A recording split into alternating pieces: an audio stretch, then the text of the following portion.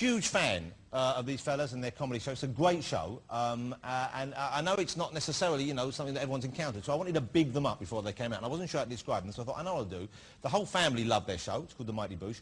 I'll ask the kids, how would you describe them? Because they're huge fans, okay? I said, you tell me how you describe them. This is what they told me. My teenager, Betty, who's a bit cool these days, she said, oh, I don't know, like two dudes from, like, a sort of comedy show. Right? So I asked my 9-year-old, Honey, and I said, how would you? She said, I don't know, I just love the show. I said, well, how would you, if your friend was round and you were asking her to watch the new DVD they've got out, they've got a live DVD, how would you say it? She said, they're the best and I think you'll love them. Before they come out, let's see them at work. Do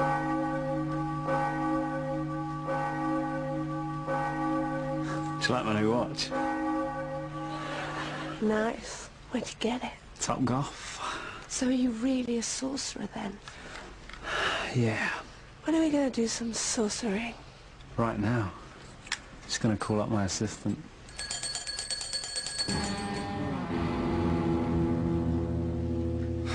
Ladies. Anthrax. Ebola. Proud moon. He's pretty dark. On the dark side of the moon. That's one of mine. Yeah, Al, can I have a word? I can't. What are you doing? I can't breathe. These are goth girls, yeah? They don't like jokes. They don't even smile, yeah? Do some dark stuff. Freak them out a bit. Went to a graveyard today. Yeah? Yeah. Got naked. Did a shit on a tombstone. There you go. Will you please welcome Noel and Julian, the Mighty Boosh.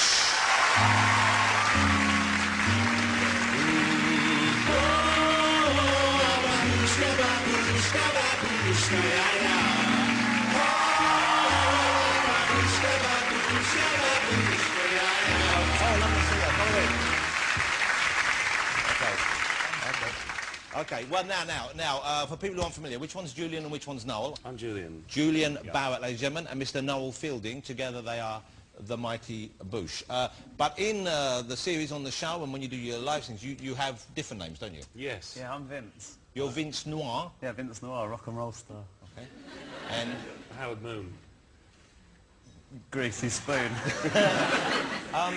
where did the name, the Mighty Boosh, originate, and does it mean anything? Well, we didn't want to be called Barrett and Fielding, did we? Because we thought that sounds a bit rubbish. That would have been the obvious route to take, I guess. Sound like accountants. So Yeah. we thought maybe just give it a bit of an abstract name. Yeah, and my brother, who's in the green room, who plays Naboo, he had sort of curly hair when he was little.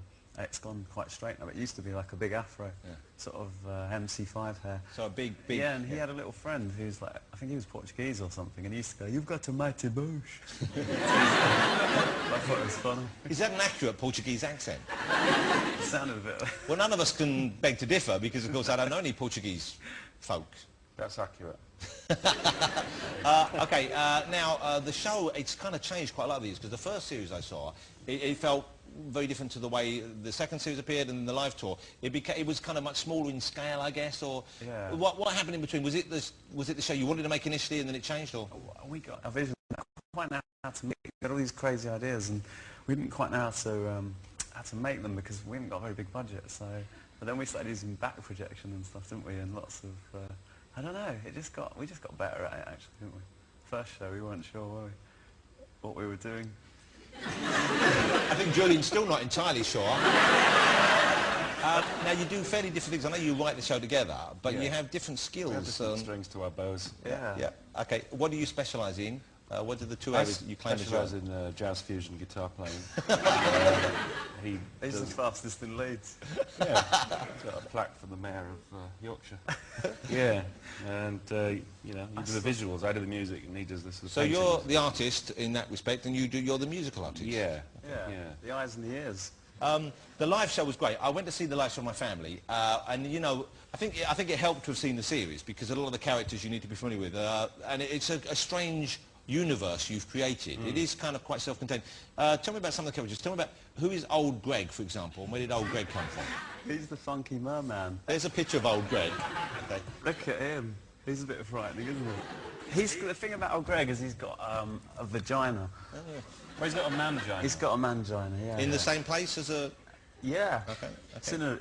I'm not sure. Doesn't light shine out of it? Yeah.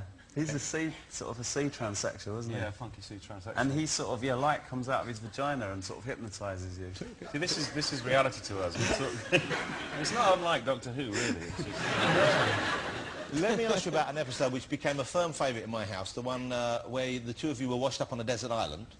And it featured, is it Milky Joe, who was the character? Okay. Milky Joe, yeah. Milky Joe, yeah. We sort of started making friends, something out of coconuts. And then we wrote the show. Yeah. So there's you, there's Howard Moon, you playing Howard Moon. And is that Milky Joe you're with? Milky Joe down there, yeah. That's Milky Joe the coconut. So it's a bit like a Castaway vibe. Yeah, it was from that, watching that, with Wilson, whatever. Yeah. But then we actually wrote it as a small sketch where we started making friends out of coconuts, but then it ended up sort of becoming a whole episode. And what happens, he makes a sort of fella, he makes Milky Joe a sort of French intellectual, and I make a woman, and he hasn't thought of that, and he's really annoyed. So he tries to dress Milky Joe up as a woman. And I go, that's just Milky Joe in a wig, and he's furious. I'm interested. Do you ever think, okay, I mean, you're big. You have a very passionate following. Okay, and as I said, in my house, the wife's addicted, the kids are addicted, and I love your stuff as well. But I think a lot of people watch and say, okay, this is just too crazed for me. Yeah. Have you ever considered toning it down? Are there people around you who say, you know what, maybe backpedal on the coconut abuse storyline and just stress the desert island thing, which is more friendly for people, and they can jump on board and enjoy the Boosh experience before they have to encounter a man living with a coconut? Yeah, we've done it all the wrong way around, haven't we? I know. But what happened is we wrote it and we didn't really realise it was weird. And everyone was going, what's this? And we were like, what do you mean? We thought it was quite normal, didn't we? We should point out that the music in the show is very good as well. I mean, the look of the show is lovely. It's a fantastical world, and if you haven't seen the show, you should get it out on DVD. And also, there's a Mighty Boosh, the live DVD is out next week as well, which I watched with the kids. We went to the live show, which we loved. The DVD is fabulous as well. And this is all your artwork, isn't it? Oh, well, actually, Bolo did that. Yeah. He's a graphic designer. Really? Yeah. Bolo the gorilla? Yeah, but not... He's not a real gorilla. Well, he is. Don't spoil the magic. But I love the songs in it as well, which I believe you write all of them. Yeah, well, yeah, thanks, yeah. I do, yeah. But we got a new one we're working on, haven't we? Do you want to hear it? Yeah, let's hear it. Okay, this is is this the first time you performed this in public? Yeah, it's a work in progress, so, don't storm the stage. Don't judge him. Don't judge him too harshly. He doesn't want to do it. He's loving this experience. He's loving it. Are you ready? What? No? He doesn't want to do it. Oh, I did a twisty, oh, a little twisty, twist him up, twist him down, twist him all around like a cobra, dancing to the music of the pipe, the pipe, the pipe, the pipe of life. Choice. I